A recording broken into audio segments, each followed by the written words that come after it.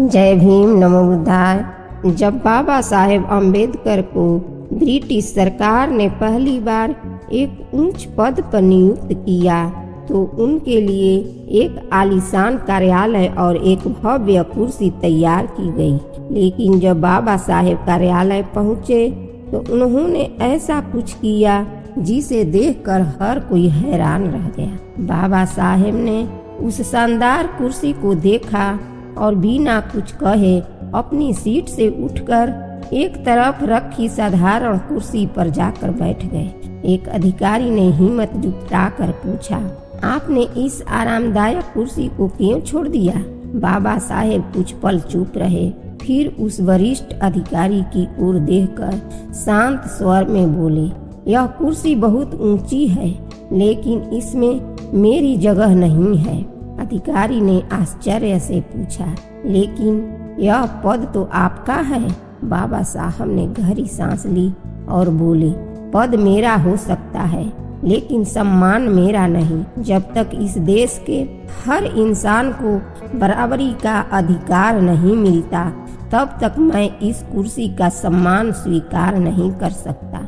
फिर बाबा साहेब ने आगे कहा, यह कुर्सी तब तक खाली ही रहेगी जब तक समाज के अंतिम व्यक्ति को भी वही सम्मान और ऊंचाई नहीं मिल जाती। इस तरह बाबा साहेब ने दिखा दिया कि सच्चा नेता वह नहीं जो ऊंची कुर्सी पर बैठता है, बल्कि वह होता है जो हर इंसान को उस सच्ची जगह दिलाने के लिए संघर्ष करता है।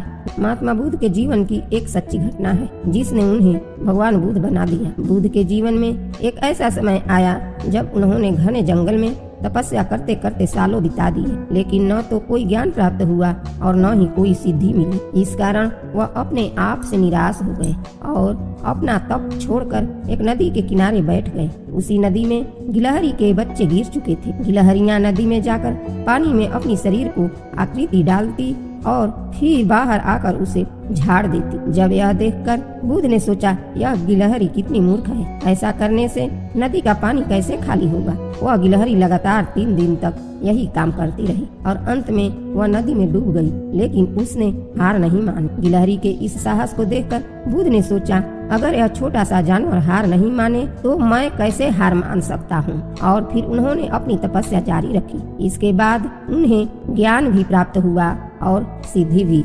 एक युवक प्रतिदिन बुद्ध का प्रवचन सुनने जाता था। एक दिन जब प्रवचन समाप्त हो गए तो वह बुद्ध के पास गया और बोला, महाराज, मैं काफी दिनों से आपके प्रवचन सुन रहा हूँ, किंतु यहाँ से जाने के बाद मैं अपने गृहस्थ जीवन में वैसा सदाचरण नहीं कर पाता जैसा यहाँ सुनकर जाता हूँ। तो फिर सत्संग सुनने का क्या फायदा? बुद्ध ने युवक को एक बांस की टोकरी दी और उससे पानी भर कर लाने के लिए कहा। युवक प्रतिदिन टोकरी में जल भरने का प्रयास करता, लेकिन वह सफल नहीं हो पाता। कुछ दिनों बाद बुद्ध ने उससे पूछा, इतने दिनों से टोकरी में लगातार जल डालने से क्या टोकरी में कोई फर्क नजर आया?